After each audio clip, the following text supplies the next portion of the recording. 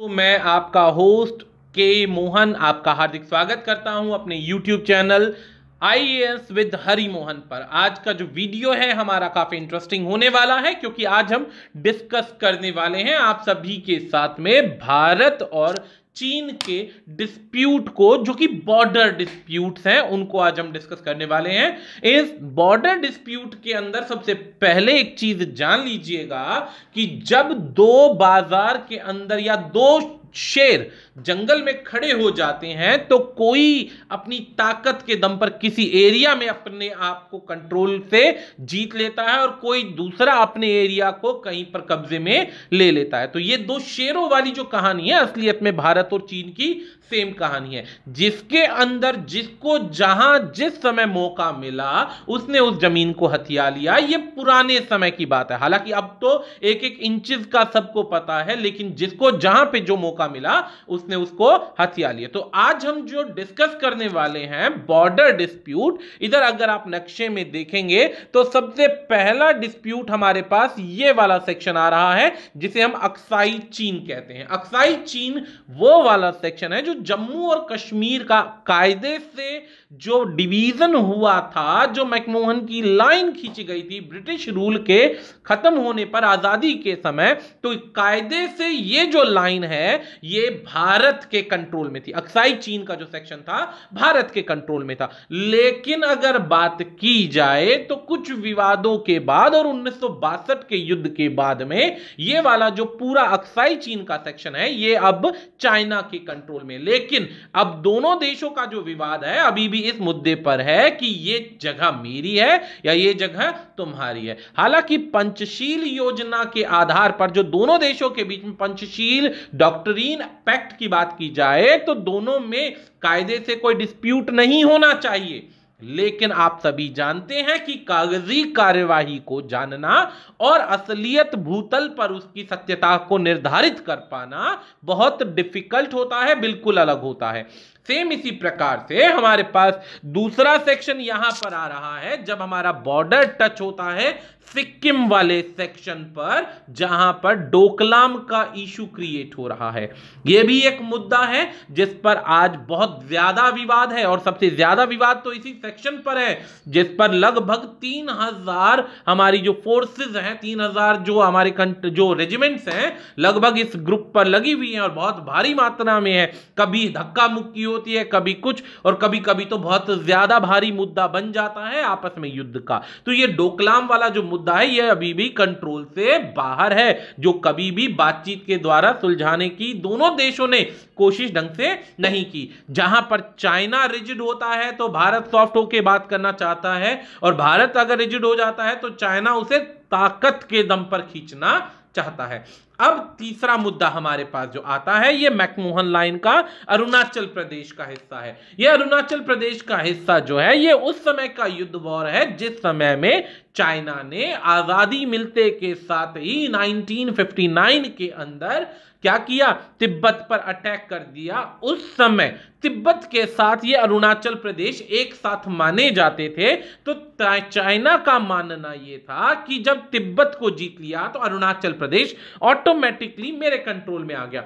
अब चाइना की डिमांड इधर अगर ध्यान दे तो चाइना चाहता है कि यहां से ये जो ये सेक्शन है ये सारा सेक्शन जो चाहे वो चाइना के अंडर आना चाहिए, जबकि भारत जो है उसका बॉर्डर अभी यहीं ऊपर तक, ऊपर वाले सेक्शन तक सीमित रखता है, पूरे सेक्शन को कंट्रोल में नहीं रखता है। तो ये इन दोनों देशों का एक ऐसा विवाद है जिसका असलियत में कोई समझौता या कोई भी डिसीजन लेने को, कोई भी मतलब इनका आपस में कोई विवाद सुलझाने को तैयार नहीं है। अब इस परिस्थिति के अंदर चलिए जानते हैं आगे के कुछ पॉइंट्स डिटेल में।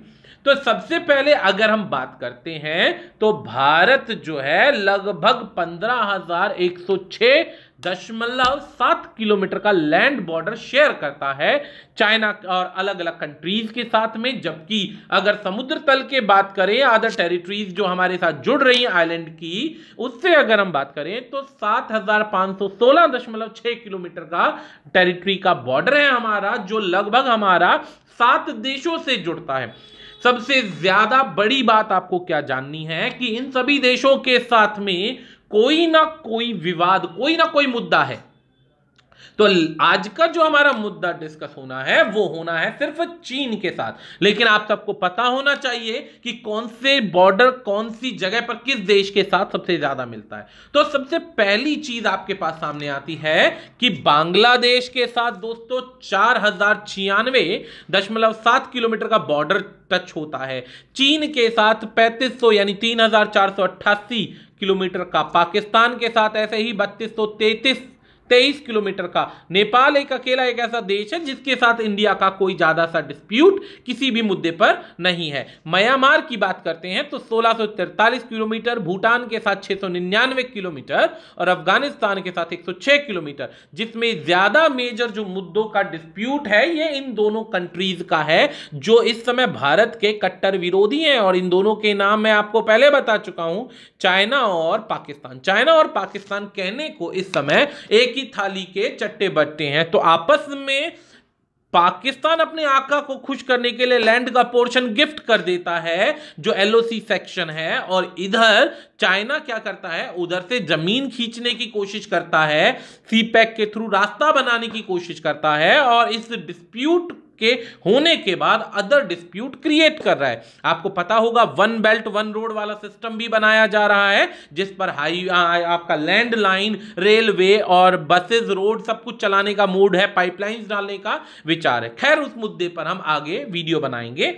अभी आगे बढ़ते हैं तो चाइना का, जैसे कि आपको मैंने बताया, 3488 किलोमीटर का सेकंड लार्जेस्ट एरिया है क्योंकि बांग्लादेश फर्स्ट सेक्शन पर आता है। इस बॉर्डर पर वेस्टर्न सेक्टर, मिडिल सेक्टर और ईस्टर्न सेक्टर पर विवाद है। यह सेक्शन 3 हिस्सों में बटा हुआ है जबकि 5 स्टेट जुड़ती हैं चाइना के साथ। सबसे पहली जम्मू कश्मीर, हिमाचल, उत्तराखंड, सिक्किम, अरुणाचल प्रदेश, ये सारे के सारे बॉर्डर शेयर करते हैं चाइना के साथ। और चाइना क्या करता है, बॉर्डर शेयर करने की परिस्थिति में हमेशा कोई ना कोई रास्ता क्रिएट करता रहता है। अभी जैसे हाल ही में अरुणाचल प्रदेश या सिक्किम वाले सेक्शन पर वो आपकी जो ब्रह्मपुत्रा नदी है उस पर बांध बनाने की सोच रहा है जिसके अंदर पानी का कंट्रोल करेगा। जब आवश्यकता होगी तो डुबाने का और आवश्यकता नहीं होगी तो पानी रोकने का मुद्दा बना रहा है, जिससे भारत को आने वाले टाइम पीरियड में बहुत तगड़ी थ्रेट नजर आ रही है। यह भी एक डिस्प्यूट ही है जो बॉर्डर डिस्प्यूट होने की वजह से प्रॉब्लम आगे बढ़ाने का नजरिया है। तो चलिए अब बात करते हैं कि हमारे जो मुद्दे हैं वो कहां कहां जुड़ते हैं। जैसे कि हमने बात करी कि हमारे पास वेस्टर्न सेक्टर है, तो वेस्टर्न सेक्टर की बात करें तो इस पर हमारा जो है 2152 किलोमीटर का बॉर्डर है जो जम्मू कश्मीर और जिंगपिंग प्रोविंस चाइना से जुड़ा हुआ है। ये अक्साई चीन का वो सेक्शन है जो हमारे साथ में इंडिया के पास 1962 से पहले तक पूरा अधिकार था। लेकिन 1962 के युद्ध में मैंने बताया था प्रीवियस वीडियो में, जब चाइना ने तिब्बत पर अटैक किया तो तिब्बत पर अटैक करने के बाद में दलाई लामा साहब जो वहां के पॉलिटिकल लीडर थे उन्होंने भारत में आकर शरण ली। भारत ने जब शरण ली तो चीन 1959 में कुछ ना बोल करके 1962 में बदला लेने के लिए और अपना गुस्सा निकालने के लिए इंडिया पर अटैक कर देता है और इंडिया पर अटैक करता है जम्मू और कश्मीर वाले साइड से। तो वहां पर जो अक्साई चीन वाला सेक्शन है उस पर जबरदस्ती कंट्रोल कर लेता है और अपनी ताकत के दम पर उसे हथिया लेता है। तो अब इस परिस्थिति में इंडिया जो कहता है वो अक्साई चीन वाला सेक्शन कहता है मेरा है, जबकि चाइना उसे जिंगपिंग की सेक्शन में यानी जिंगपिंग के साथ जुड़ा हुआ क्षेत्र मानता है। इसी के अंदर अगर बात की जाए तो अक्साई चीन जो है अगर ट्रेस किया जाए ब्रिटिश एम्पायर के अधिकार से यानी कि अतीत हिस्ट्री से देखा जाए तो यह लीगल बॉर्डर जो है इंडिया और चाइना का ही था। ब्रिटिश रूल के अंदर जो ये दोनों बॉर्डर थे ये जेसन और मैकडॉनल्ड लाइन को काउंट होते हैं। जेसन लाइन जो है 1865 में खींची गई थी, यानी कि नक्शे का डिवीजन जो किया गया था 1865 में किया गया था और 1865 के अनुसार ये देखिएगा लिखा हुआ है कि अक्साई चीन जम्मू कश्मीर का हिस्सा था और जम्मू कश्मीर भारत का हिस्सा था। जबकि 1893 के अंदर फिर से मैकडॉनल्ड के द्वारा यानी कि जेसन की लाइन को न काटते हुए मैकडॉनल्ड की लाइन ने इस अक्साई चीन के हिस्से को चाइना का कंट्रोल माना है। अब इस परिस्थिति में कौन सही है और कौन गलत है यह प्रूव कर पाना बहुत मुश्किल है।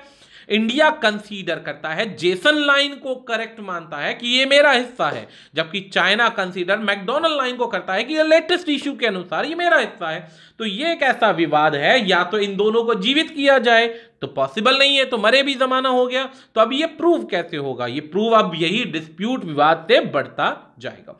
अब इसी के अंदर LAC line of actual control जो है ये अलग करती है जम्मू कश्मीर को अक्साई चीन से, और अक्साई चीन जो क्लेम लाइन है ये एक सबसे बड़ा मुद्दा है वेस्टर्न सेक्टर का। वेस्टर्न सेक्टर का ये जो मुद्दा है ये एक अकेला ऐसा मुद्दा है जिसे सॉल्व कर पाना बहुत मुश्किल है।